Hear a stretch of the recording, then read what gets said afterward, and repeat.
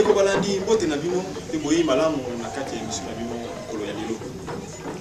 Na kati ya calendrier africaine tozali bongo mokolo ya Tsona zomi na libwa sanza ya libwa mbumo kama na tukumisatu.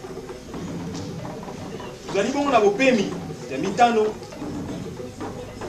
Tozali kosukisa eleko bongo ya Kintombo pe tozali bongo kota eleko ya Kisiu. Pe na kati ya calendrier gréco-romain tozali bongo le 27 mai 2019.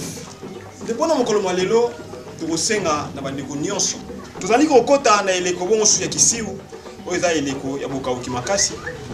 Kasi tokozanga te kolobela pe bandeko nyonso oyo batambolaka na makolo polele ete eleko oyo eza eleko ya mayanzi ebele.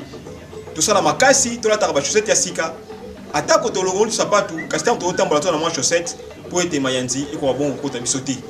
Kasi soki mayanzi koti biso tosala makasi ya kolongola yango tope ya kozwa pétrole sima ya kolongola boche mwa pétrole po ete eko bongo susu kosipa madusu wana. Depuis na lelo tosuki wana matono mingi lisusu na cameraman na biso tata kwaku pona nini te mwanzo na biso tandombele pe lisusu pona mokolo mwa lelo totombeli lisusu mbotama elamu na ba ebanso botama mokolo mwa lelo tika ete mapamboli ezala so na ngamu na bino tata bakela bino susu mikolo po ete to mabonso kuta na mokolo na mokolo po ete to landa bongo susu manaka na biso totombeli bino pe mokolo malamu na bino banso matono mingi ambala esa.